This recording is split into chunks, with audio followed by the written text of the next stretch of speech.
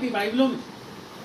और यहाँ पे ऐसा लिखा है कि उसमें होकर तुम हर बात में अर्थात सारे वचन और सारे ज्ञान में धनी किए गए कि मसीह की गवाही तुम में पक्की निकली।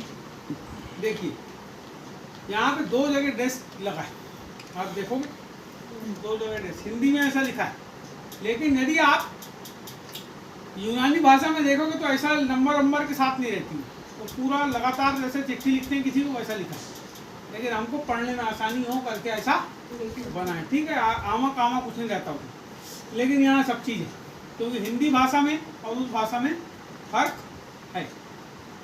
तो यहाँ लिखा है कि उसमें होकर तुम हर बात में अर्थात सारे वचन और सारे ज्ञान में धनी किए गए। उसमें होकर, किसमें होकर? यीशु मसीह में होकर, यीशु मसीह में होकर। अभी हम कहाँ पर हैं? अभी हम कहाँ हैं? ये कमरे में। चर्च तो हम सब जब मिलते हैं तब चर्च हो जाता है। अभी हम कहाँ हैं? कमरे में। इसका मतलब किसकी छत्र छाया में? किसके अंदर? कमरे के अंदर। तो हम अभी इस समय जब प्रभु यीशु मसीह में हैं, मेरी बात को समझना, हम सब कौन है? यीशु मसीह की देह है। हम सब कौन है? यीशु मसीह कौन है? अभी हम काय में हैं? प्रभु में हैं। प्रभु की देह में जब हम हैं, इसका मतलब हम उसके शरीर के साथ संलग्न हो गए, मिल गए, जुड़ गए। ठीक है, तो जब हम प्रभु की देह में हैं, वो बोलता है जब कि उसमें होकर तुम हर बात में अर्थात सारे वचन और सारे ज्ञान में धनी किए गए। सारे वचन और ज्ञान में, पहली चीज सारे वचन और दूसरी चीज ज्ञान में धनी किए। पहली चीज काय में धनी किए गए? वचन है अपन वचन में धनी है क्या? है भैया वचन में धनी? वचन में धनी है, धनी वन वचन। अब बेटा हमने ये बाइबल खरीद ली है 300 रुपए की, 200 रुपए की, 500 रुपए की, 10,000 की। हमें बाइबल को पढ़ते हैं क्या?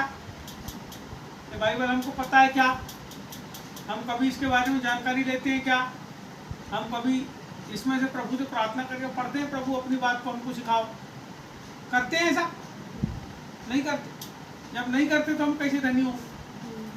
मान लो मैं पूछ रहा हूँ आपसे, यदि आपको पैसे वाला बनना है, पैसे वाला बनना है तो क्या करना पड़ेगा? हाँ जी, मेहनत करना पड़ेगा। मेहनत करना। हाँ भाई, एक मजदूर को धनी बनना है तो क्या करेगा? वो मेहनत करेगा, पैसे जमा करेगा वो, मेहनत करेगा, फिर पैसे जमा करेगा। बात को समझना मेरी। एक मजदूर पूरी जिंदगी भर धनी नहीं बनता। एक मजदूर, तुम 20 साल से काम कर रहे हो किसी घर में जाके और लगातार काम ही कर रहे हो आज तक, क्यों धनी नहीं बने? हमारे बीच में एक भाई है, हमने क्या किया, हमने उसको धनी बनाने की कोशिश की, लेकिन वो नहीं बना। लेकिन जिस बाहर के दूसरे भाइयों को धनी बनाने की कोशिश करे वो बन गए।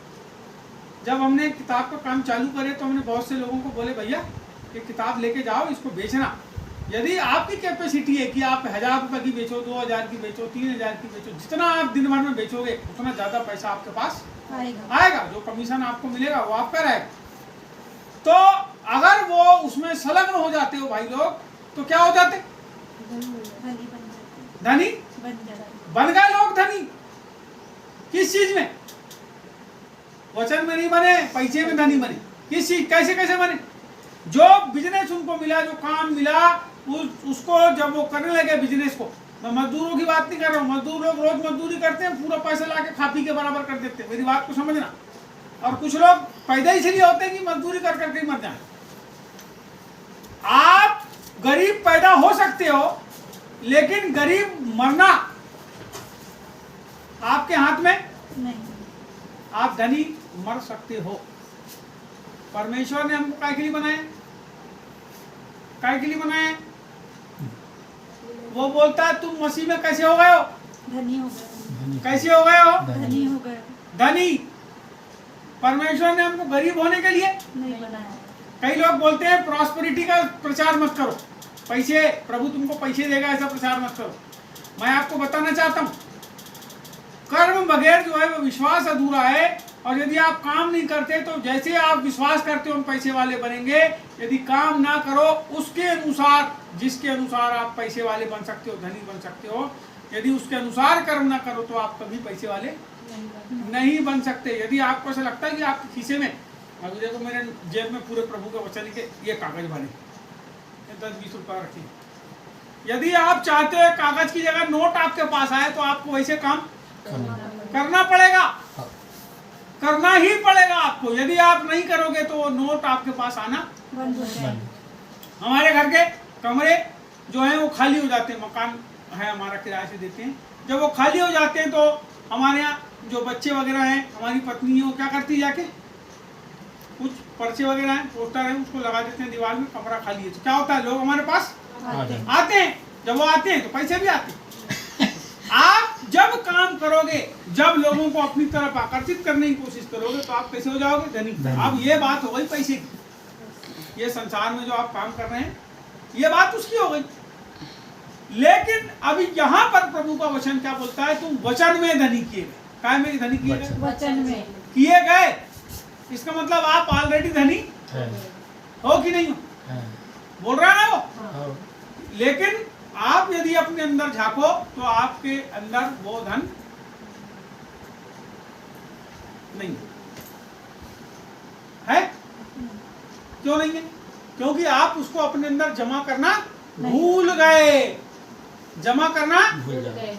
पोस्ट ऑफिस में खाता खोलना, SBI बैंक में खाता खोलना भूल गए। हम 5,000 कमाते हैं, 500 रुपए हमको हर महीने रखना है, हम भूल गए।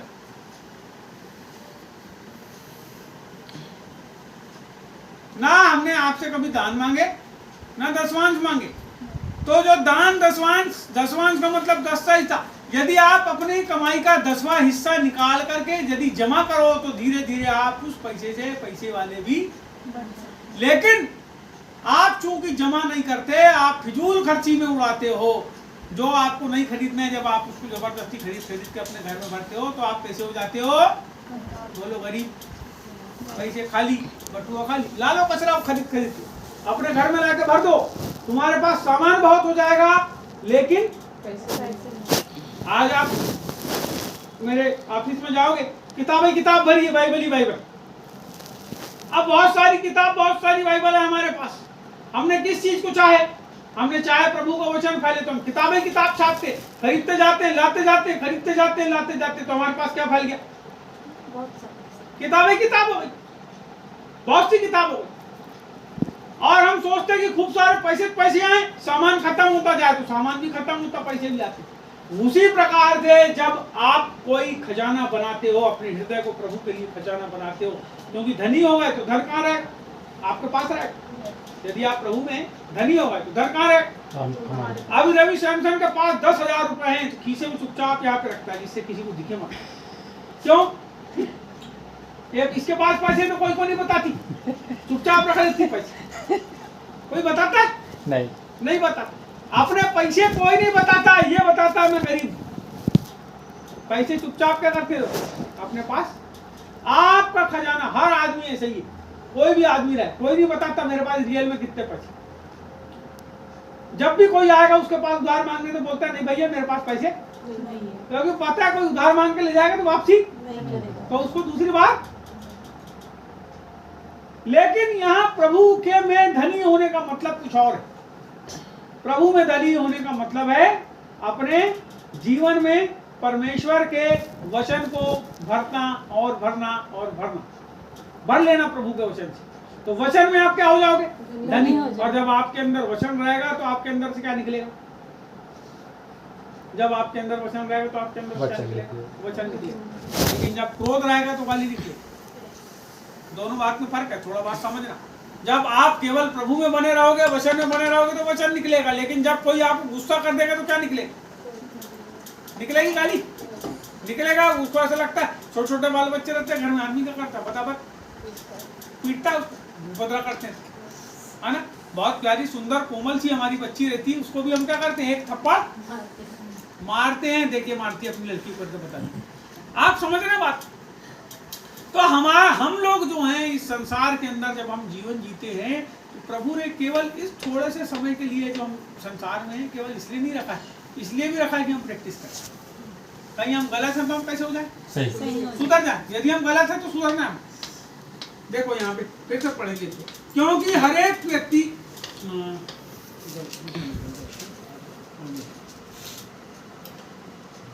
यहाँ लिखा है सारे वचन और सारे ज्ञान में धनी किए गए।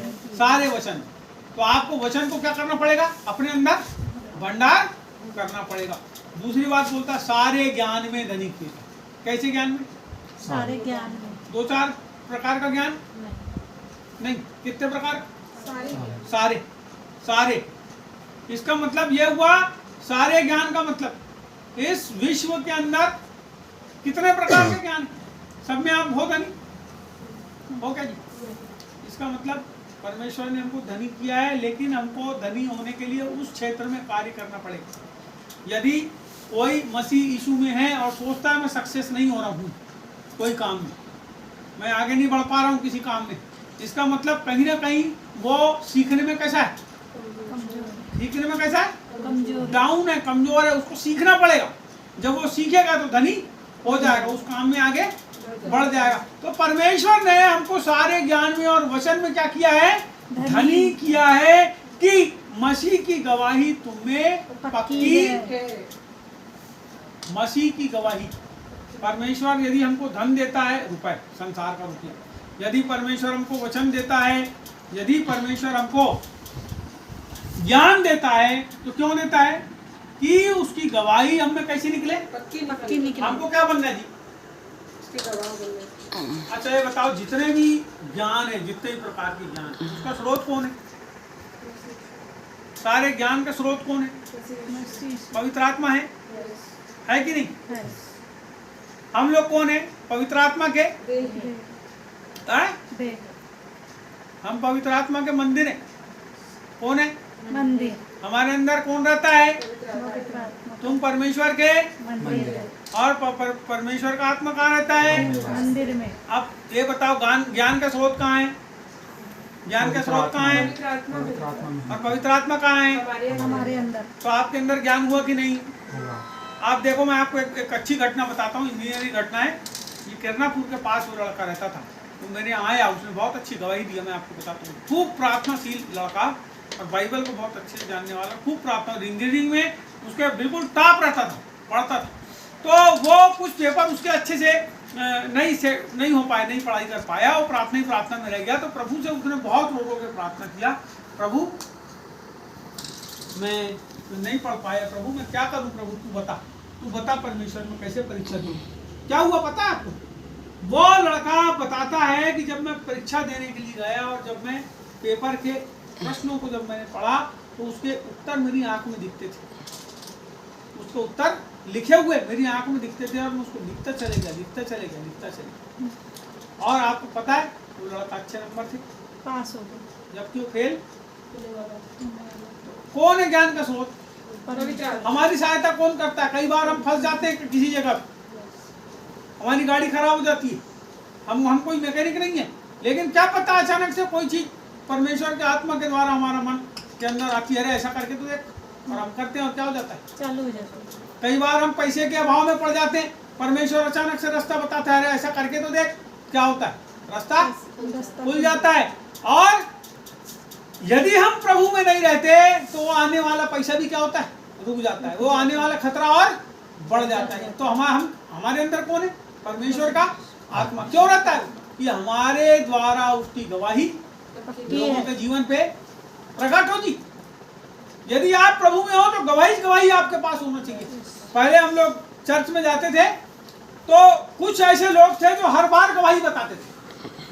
अभी यहाँ तो गवाही हम लोगों ने लेना बंद कर दी, क्योंकि हम बोलते हैं, बोला जी प्रभु की गवाही बताओ जी, तो लोग चुपचाप बैठे रहते। क्यों चुपचाप बैठे रहते, उसका कारण है कि प्रभु के साथ निपटना क्या किया उन्होंने, है ना। प्रभु में तुमको जैसे बने रहना चाहिए, प्रभु से जैसी आशा तुम करते हो कि हमारे जीवन में प्रभु आश्चर्य कर्म करे, तो क्या होता है, आज सवेरे की बात है, मैं सोच रहा था और मैं सोच रहा था कि परमेश्वर ने इस सप्ताह में मेरे को कई पास्टरों से मिलवाया, कई जगह पर ले गया और कई पास्टरों से मिलवाया।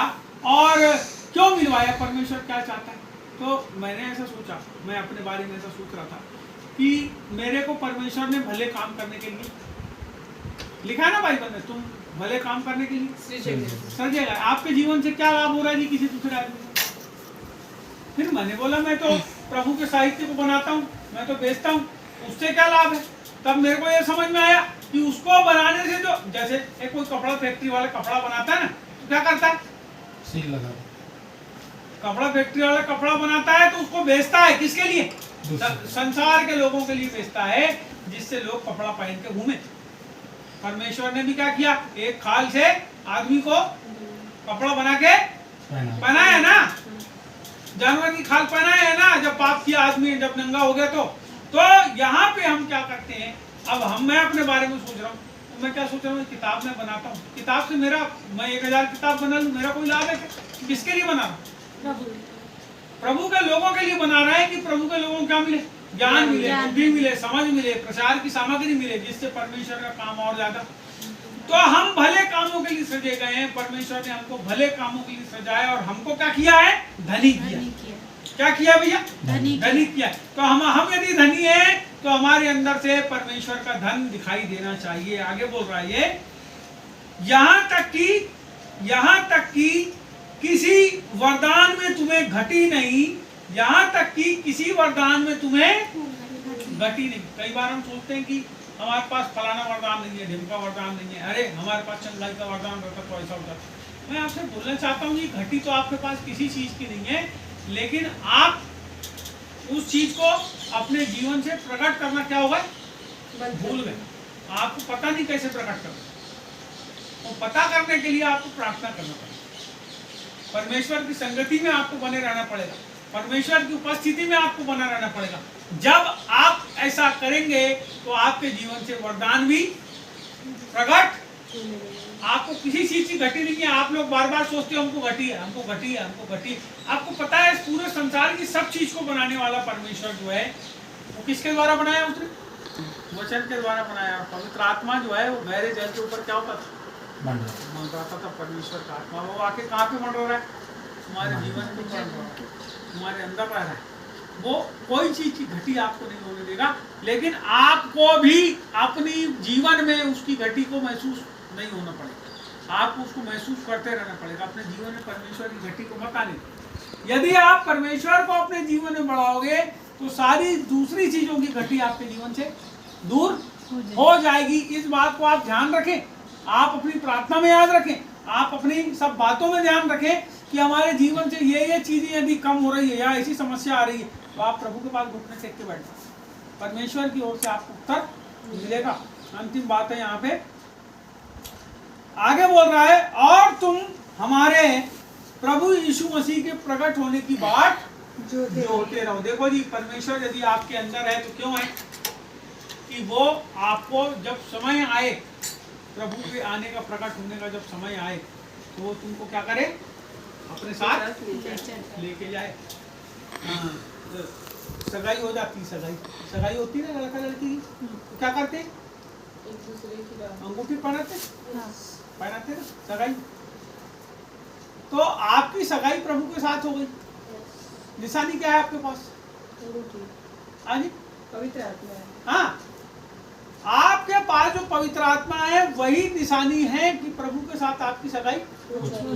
और जो उसके पास अंगूठी होगी, प्रभु उसको क्या करेगा, अपने साथ क्योंकि वो किसको लेने आ रहा है, अपने दुल्हन को। जिसके पास पवित्र आत्मा होगी, आप सुनो, पवित्र आत्मा जिसके पास होगा उसको वो अपने साथ लेके जाएगा। इसका मतलब अपने दूल्हे की रास्ता कौन देखता है, अपने दूल्हे की रास्ता कौन देखता है, कोई और देखता है, घर वाले नहीं। आस किसकी लगी है, अपने पति से, पत्नी की। पति की आस किससे लगी, पत्नी सी। वो देखता है ऊपर से नीचे, मेरी दुल्हन जो है बिल्कुल सही है कि नहीं, बेदाग है कि नहीं। क्योंकि जैसे वो जो अंगूठी है, यदि किसी की खो जाए, सुनो एक सिक्के का दृष्टांत बाइबल के अंदर पाते हैं, पता है, एक महिला थी, उसका सिक्का घूम गया। वो कौन सा सिक्का था पता है आपको?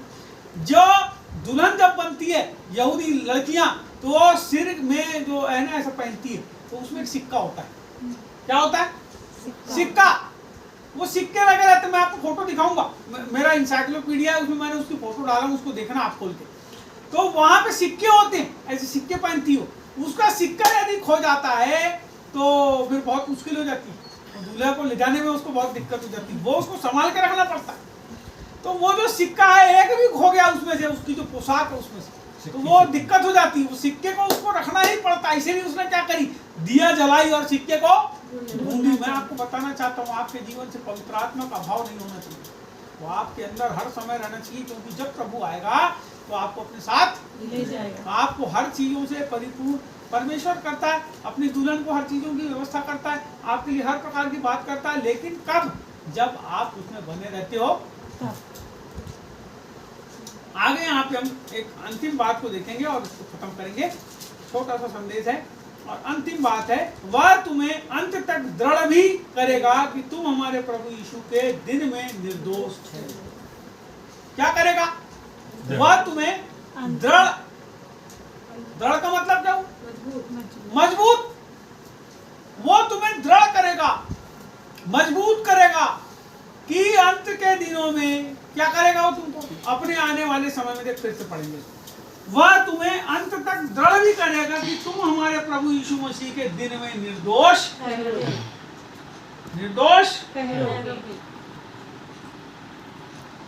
वो हमें दृढ़ करेगा, मजबूत करेगा कि हम निर्दोष ठहरें। अभी हमको कोई दोष है लगाने वाला, अभी आप ये भैया मेरे को बोल सकते हैं तुमने ऐसा की नहीं, मैं इसको बोल सकता हूँ तुमने की मेरे साथ ऐसा, मैं तेरे को बोल सकता हूँ तुमने ऐसा करी गलती मेरे साथ, मैं इसको बोल सकता हूँ तुमने किया था, मैं पीछे बैठा भैया प्रेम, इसको बोल सकता हूँ तुमने मेरे साथ ऐसा किया। वो भी कह सकता पापा तुमने हमको अच्छे से नहीं पाले पोसे, इसका मतलब वो क्या कर रहा है? हमको दोष लगा।